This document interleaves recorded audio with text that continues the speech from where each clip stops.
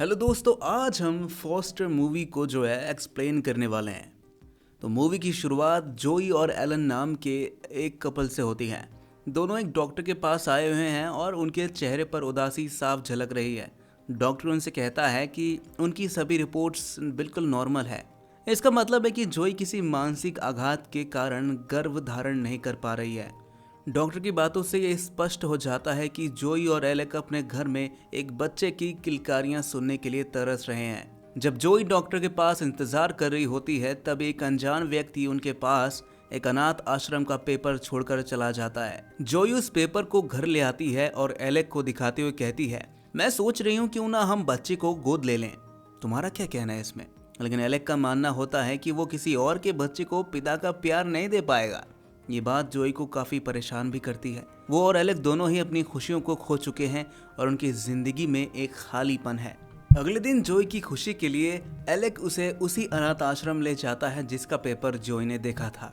Form भरने के बाद आश्रम की इंचार्ज मिसिस लैंग उनसे पूछती है कि क्या उनके पास पहले से कोई बच्चा है। इस पर जोई इमोशनल होकर जवाब देती है कि एक्सीडेंट ने उनकी जिंदगी बदल दी।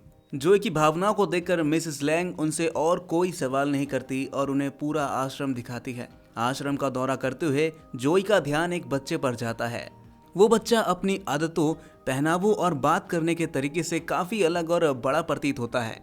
उसे देखकर जोई को अजीब सा एहसास होता है। मिसेस लैंग कहती है, हमारे यहाँ के सभी बच्चे खास हैं, इसलिए हम उन्हें खास घरों में भेजते हैं। इस प्रक्रिया में थोड़ा समय लग सकता है। जोई और एलेक जब जाने लगते हैं तो वही बच्चा जोई को बाय करता है और जोई भी उसे जवाब में हाथ हिला देती है। दोनों घर लौट आते हैं। एलेक एक खिलौने की फैक्ट्री का मालिक है जो उसे अपने पिता से विरासत में मिली है, लेकिन फैक्ट्री का काम अब अच्छा नहीं चल रहा था। उसकी बनाई हुई चीजों की मांग अब जो है खत्म हो चुकी है और फैक्ट्री भारी नुकसान में भी है। दूसरी ओर जोई बच्चों की किताबें लिखती है और एक बुक स्टोर भी चलाती है, लेकिन उसने भी काफी समय से कोई नई किताब नहीं लिखी। एक दिन जब जोई घर पर होती है तो दरवाजे पर एक दस्तक होती है। दरवाजा खोलने पर वो देखती है कि वही बच्चा जिसने उसे आश्रम में देखा था उसके सामने खड़ा है। बच्चा मुस्कुराते हुए कहता है, तुम्हारी एप्लीकेशन मंजूर हो गई है और मिसेस लैंग ने मुझे तुम्हारे पास भेजा है। बच्चा, जिसका नाम एली है, एक फॉर्म दिखाता है जिसमें उसकी सारी डिटेल्स होती हैं। जो एलेक को तुरंत फोन करके इसके बारे में बताती है। एली घर में आता है और टीवी पर कार्टून देखने के बजाय न्यूज चैनल लगाने के लिए कहता है। ये बात जोई को अजीब लगती है क्योंकि एली की हरकतें एक आम बच्चे की तरह नहीं थी।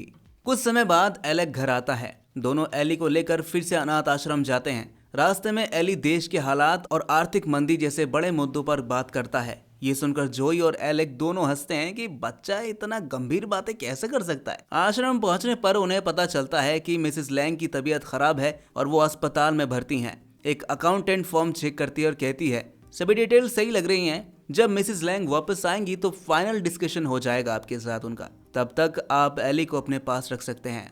घर लौटने के बाद एलेक एली को देखकर सहज महसूस नहीं करता। जो एलेक से एली के बारे में बात करने की कोशिश करती है, लेकिन एलेक उसे नजरअंदाज कर देता है। जोई को यह महसूस होता है कि एलेक अभी तक एली को अपने बेटे के रूप में स्वीकार नहीं कर सका है। रात में जब जोई अकेले बैठी होती है तो एली उसके पास आता है और उसे किताब ला कर देता है। वो जोई से कहता है, कहानी सुनाओ ना एक। जोई खुशी खुशी उसे कहानी सुनाती है।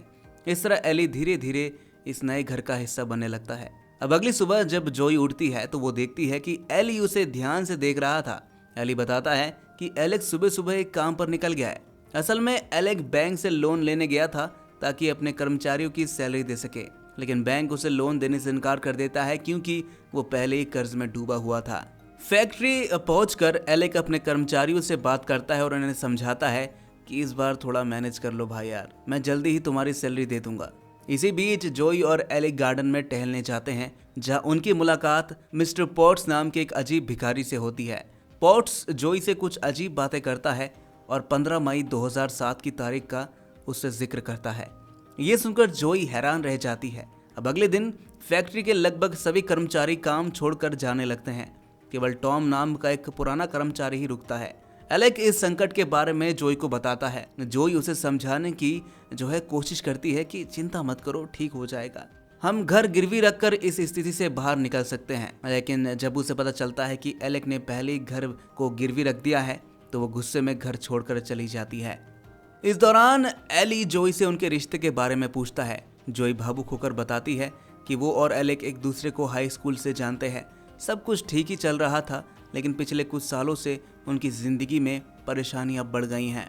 अब अगले दिन जोई एली का एडमिशन स्कूल में करवा देती है, लेकिन लंच के समय एली स्कूल छोड़कर सीधे टैक्सी लेकर एलेक की फैक्ट्री पहुंच जाता है। वहां एली एलेक से कहता है, आपके खिलौने पुराने हो चुके हैं। आजकल के बच्चे जो है ना, वो ये पुराने खिलौने नहीं चलाते होंगे। उनको रिमोट कंट्रोल वाली चीजें चाहिए जो रिमोट से कंट्रोल की जा सके। एली की बात सुनकर एलेक थोड़ा सोचने भी लगता है। वो एली को फैक्ट्री में डिजाइनिंग प्रक्रिया में शामिल करता है। एली के सुझाव पर एलेक एक मिस्ट्री बॉक्स का विचार लेकर आता है, जिसमें 5 पुराने खिलौने होते हैं। अब अगले दिन एलेक मिस्ट्री बॉक्स का प्रेजेंटेशन देने के लिए व्यापारियों को बुलाता है।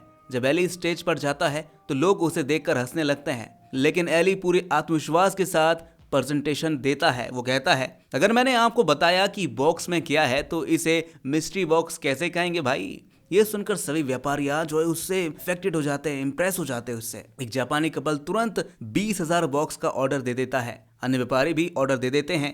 ये देखकर एलेक बेहद ही खुश होता है। इस सफलता के बाद एलेक अपने परिवार के साथ खुशी मनाता है। वो एली को डैड कहने की अनुमति देता है। ये सुनकर जोई और एली दोनों बहुत खुश होते हैं। एक रात मिस्टर पॉट से वो मिलता है और कहता है, अब एलेक और जोई ने अपनी जिंदगी को दोबारा जीना सीख लिया है। पॉट्स एली के कान में कुछ फुसफुसाता है, जिससे संकेत मिलता है कि एली का समय अब समाप्त हो रहा है। अगले दिन एलिक और जोई मिस्टर पॉट्स को क्रिसमस डिनर पर बुलाते हैं। डिनर के दौरान पॉट्स सभी के साथ मजे करते हैं। रात में जोई एली को सुलाने जाती है। एली उससे पूछता है कि आप एंजल्स पर विश्वास करती हैं। जोई कोई जवाब नहीं देती, क्योंकि वो एलेक के साथ एक खुशखबरी साझा करना चाहती थी। जोई बताती है कि वो प्रेग्नेंट है। एलेक ये सुनकर बेहद ही खुश होता है और एली को ये बात बताने के लिए दौड़ता है, लेकिन एली अपने कमरे में नहीं मिलता। वहाँ केवल एक चिट्ठी होती है। इसी दौरान जोई को अनाथ आश्रम से फोन आता है। अकाउंटेंट बताती है कि एली नाम का कोई बच्चा उनके रिकॉर्ड में है ही नहीं। ये सुनकर जोई चौंक जाती है। धीरे धीरे उन्हें पता चलता है कि एली और मिस्टर पॉट्स असल में एंजल्स थे। जोई और एलेक को एहसास होता है कि एली उनकी जिंदगी में खुशियां लाने आया था। उसकी चिट्ठी में लिखा होता है कि उन्हें अतीत की बुरी यादों को भूलकर आगे बढ़ना चाहिए। कुछ समय बाद जोई और एलेक अपनी नवजात बेटी के साथ खुशहाल जीवन बिताने लगते हैं।